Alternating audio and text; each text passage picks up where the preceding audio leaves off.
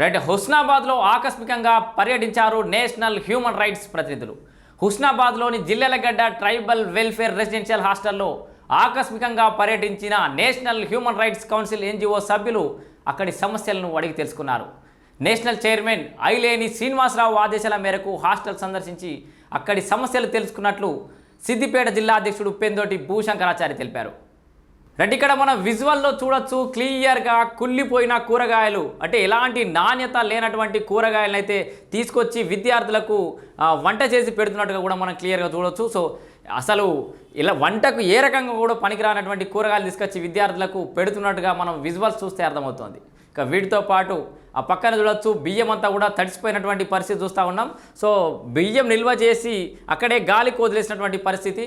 So ఆ తడిసిపోయిన బియ్యాన్ని మళ్ళీ వండుతున్నారా అని చెప్పేసి కూడా నేషనల్ హ్యూమన్ రైట్స్ ప్రతినిధులు అయితే ప్రశ్నిస్తున్నటువంటి కూడా విజువల్స్ కూడా చూడొచ్చు. ఇక వీటితో పాటు బాత్రూంల దుస్థితి ఎట్లా ఉందో కూడా చూడొచ్చు మనం.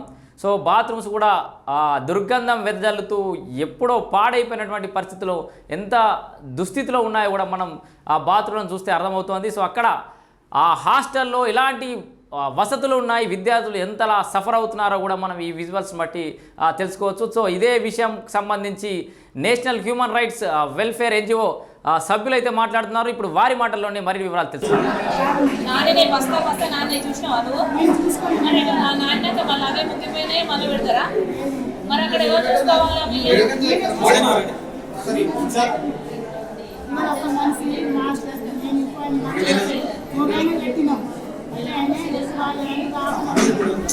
ఏమైనా కూడా కట్లా ఉండదు కదా.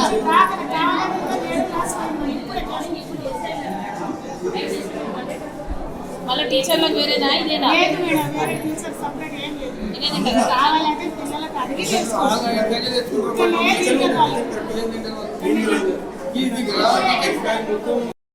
మనకి హిందీ రాదు సగమంతా.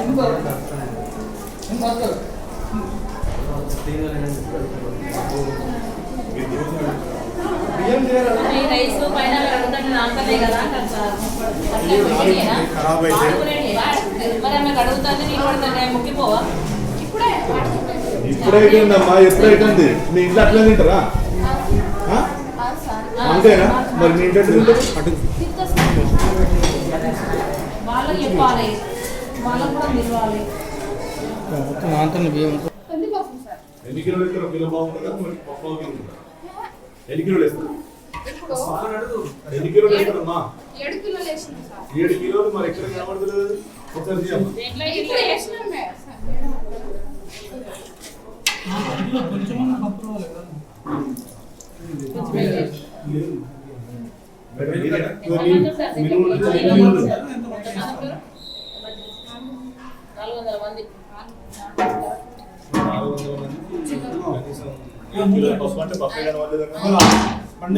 సండే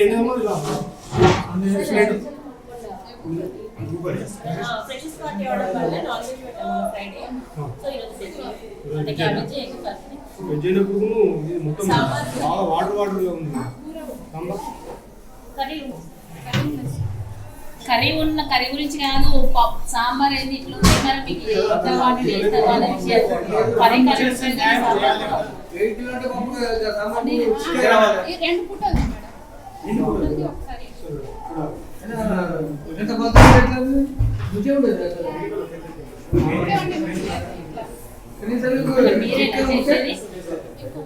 వేరే ఉందా?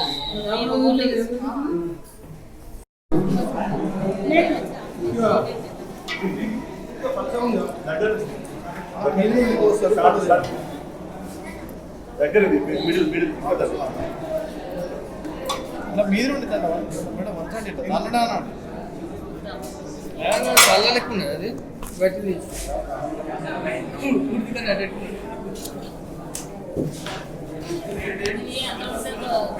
ప్యాకెట్ కావచ్చు.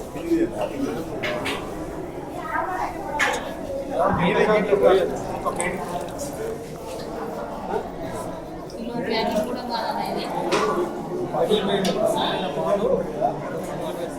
కిలో కూడా కాదు.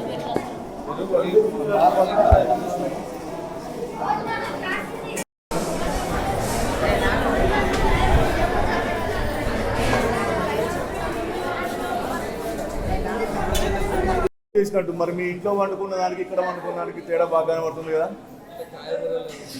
కాయగూరలు మీరైతే చూసిండు సొరకాయలు అవి పనిచేస్తాయా? మరి ఇవన్నీ తెలిసి మీరు ఏ విధంగా వంట చేస్తున్నారు? ఎవరు వాళ్ళు ఇచ్చేవారు? ఓకే.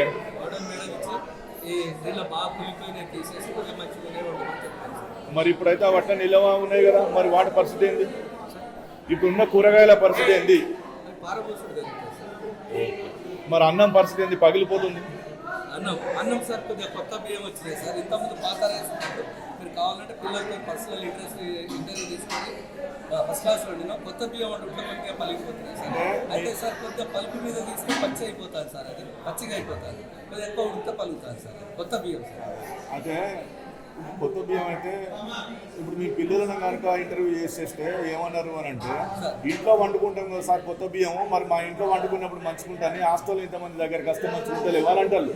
మీ సమాధానం ఏంది? సార్ మేము అట్లయితే చేయం సార్. కావాలని అయితే చేస్తలేము సార్. మేము ఫస్ట్ క్లాస్ పాత బియ్యం ఇన్ని రోజులు సూపర్ పెట్టాం సార్ అందరికీ. ఓకే, మీరు ఒక్కసారి ఇక్కడికి రండి.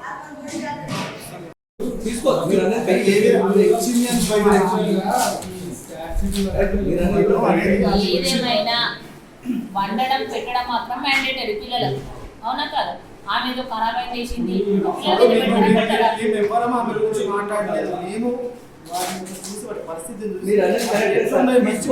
బండి పెట్టే విధంగా ఉన్నాయా, పడేసే విధంగా ఉన్నాయా? పడేసే విధంగా ఉన్న వాటిని ఈ రోజు వంటలో వేసి వంట వేసింది.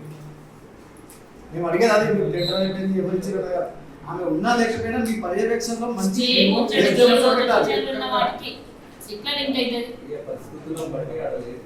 పరిస్థితి మళ్ళీ ఏమైతే గవర్నమెంట్ ఇచ్చేది మళ్ళీ ఫుడ్ పాయిజన్ అనేది మళ్ళీ బ్యాక్ ఎవరికి వస్తుంది? అది బ్యాడ్ నేమ్. గవర్నమెంట్ వస్తుంది, స్టాఫ్ వస్తుంది, మాకు వస్తుంది, ప్రిన్సిపాల్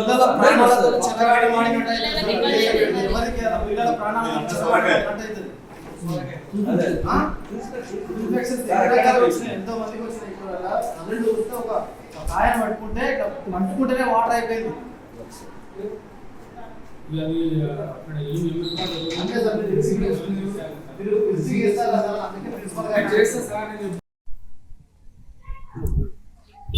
ఈరోజు హుస్నాబాద్ నియోజకవర్గంలోని జిల్లెలగడ్డ ప్రాంతానికి సంబంధించినటువంటి ఎస్టీ హాస్టల్ను ఎన్హెచ్ఆర్సీ ఎన్జిఓ ఆధ్వర్యంలో ఈరోజు సందర్శించడం.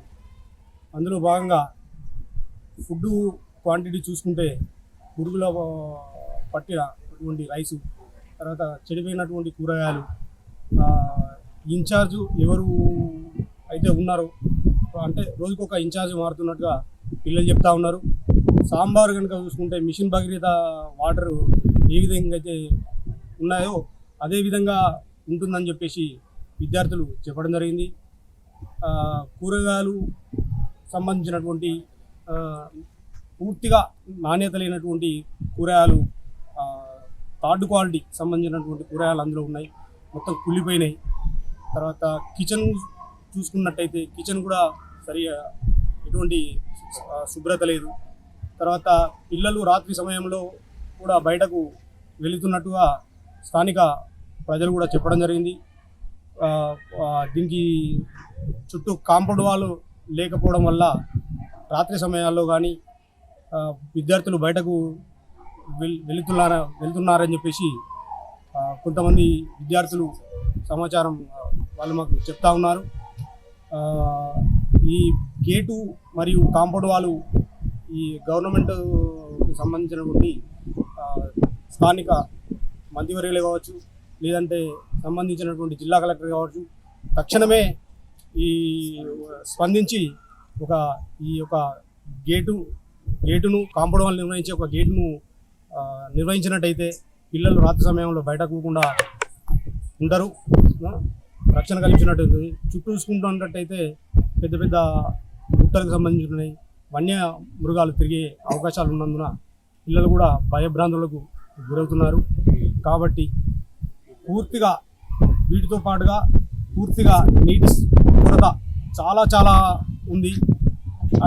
ట్యాంకర్లో పెట్టి తీసుకొచ్చి సంపులో పోస్తున్నటువంటి మనకు దృశ్యాలు కనిపిస్తూ ఉన్నాయి.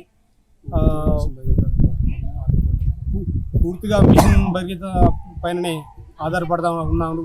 దాదాపుగా విద్యార్థులు చూసుకుంటే 500 పైచిలకు విద్యార్థులు ఇక్కడ ఉన్నారు. ప్రతిరోజు టాయిలెట్కు వెళ్ళడానికి కూడా కనీసం వాటర్ లేని పరిస్థితి ఇక్కడ నెలకొంది. కాబట్టి తక్షణమే కలెక్టర్ గారు కానీ సంబంధించిన ఆర్డీఓ గారు ఈ హాస్టల్ పైన ప్రత్యేకమైనటువంటి దృష్టి పెట్టి ఈ సమస్యను తక్షణమే వీళ్ళకు విద్యార్థులకు అసౌకర్యాలకు గురవుతున్నారు కాబట్టి వాళ్ళకు మంచి చేసే విధంగా ప్రభుత్వం చూడాలని మా సిద్దిపేట జిల్లా ఎన్హెచ్ఆర్సి ఎన్జిఓ పక్షాన మేము తెలియజేస్తున్నాం. HRC national human rights NGO ఆధ్వర్యంలో మేము ఈరోజు ట్రైబల్ వెల్ఫేర్ గిరిజన ఆశ్రమ పాఠశాల మరియు కళాశాలను సందర్శించడం జరిగింది. మాకు ఇక్కడ కొన్ని సమస్యలు మా దృష్టికి రావడం జరిగింది. ఈరోజు ఇక్కడ సండే కాబట్టి పిల్లలకు తెలుసుకుందామని చెప్పేసి మేము ఇక్కడికి రావడం జరిగింది. సుమారు 530-40 మంది కంటే ఇక్కడ స్టూడెంట్స్ అంత మించి ఎక్కువగా ఉన్నారు. దూర ప్రాంతాల నుంచి ఇక్కడికి రావడం జరిగింది. వాళ్ళు కనీసం సౌకర్యాలు లేకుండా చాలా ఇబ్బందులు పడుతుండ్రు అని చెప్పేసి వాళ్ళు మా దృష్టికి తీసుకొచ్చిండ్రు. దానికోసం మేము ఇక్కడ వాళ్ళను ప్రత్యక్షంగా చూసి కొంచెం బాధపడ్డాం. చుట్టూ ప్రహారీ గోడ లేదు, స్నానం చేయడానికి నీళ్లు లేవు.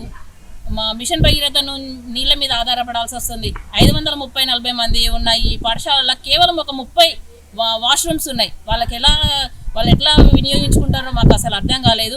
అవి చూస్తే కూడా చాలా అధ్వానమైన పరిస్థితిలో ఉన్నాయి. కూరగాయలను చూస్తేనైతే కంప్లీట్గా మొత్తం 3rd గ్రేడ్ అవి కనీసం మనము వాడి పడేసిన కూరగాయల కంటే అధ్వానంగా ఉన్నాయి. మేము వాళ్ళని కూడా ఒకసారి చూసి వాళ్ళను ఒకసారి విచారణ చేపట్టినాం. ఎవరు ఏంటిది అనేది మాకు ఇక్కడ ఉన్న రాజు సార్ ప్రిన్సిపల్ చెప్పిండు. అది ఇప్పుడు ఒక స్టే ఉందట కోర్టులో. దానికి వాళ్ళు అసలు ఇప్పుడు వేయద్దు కూరగాయలు, కానీ ఏదో వీళ్ళకు వేద్దాము అనే రకంగా ఏదో తెచ్చేసిండ్రు. అవి చూడడానికి చాలా అధ్వానంగా ఉన్నాయి. వాటినే వంట చేసి పెట్టిండ్రు ఇక్కడ ఉన్న కుకింగ్ సెక్షన్ వాళ్ళు. సూపరింటెండెంట్ మేడం వాళ్ళు ప్రజెంట్ ఇప్పుడు మాకు లేరు, కానీ కొంత సమాచారం మేరకు ఇక్కడ ఉన్న ఇన్ఛార్జ్ వాళ్ళు చెప్పిండ్రు. పరిస్థితులు చాలా అధ్వానమైన స్థితిలో ఉన్నాయి. దానికి మేము దీన్ని ప్రభుత్వం దృష్టికి తీసుకుపోవాలనుకున్నాం. ఇక్కడ చుట్టూ ప్రవాహారీ కూడా ఒకటి మెయిన్గా లేదు, ప్లస్ మళ్ళీ వాటర్ ప్రాబ్లం ఎక్కువ ఉంది. సార్ అక్కడ చాలా బాగా అనిపించింది సార్. అన్నీ ఏమైనా క్లైంబింగ్ చేసేటప్పుడు కొంచెం ఎంజాయ్ చేసుకుంటూ చేసినాం సార్ ప్రతిదానికి. అక్కడ ఆనంద్ సార్ వాళ్ళు బాగా మోటివేషన్ ఇచ్చారు. ఇంకా బన్నీ సార్ ఉండే సార్ వాళ్ళందరూ మోటివేషన్ ఇచ్చుకుంటా అన్నీ నేర్పించారు సార్. కొన్ని ట్రిక్స్ నేర్పించారు, అది చేసుకుంటూ చేశాను సార్. నెక్స్ట్ చెప్పండి, మీకు ఎలా అనిపించింది అక్కడ మీ అనుభూతి చెప్పండి. సార్ నా పేరు చరణ్ సార్. అక్కడ చాలా బాగుంది సార్. అక్కడ డిసిప్లిన్ మెయింటెనెన్స్ బాగుంది సార్. ఫుడ్ మంచిగా సార్. అక్కడ ఫస్ట్ సారి ఎక్కేటప్పుడు ఏదో ఇంత పెద్ద భయం వేసింది సార్, ఎప్పుడు ఎక్కాలి అని. తర్వాత 2-3 సార్లు ఎక్కేసరికి తర్వాత భయం పోయింది సార్. మంచిగా అనిపిస్తుంది సార్.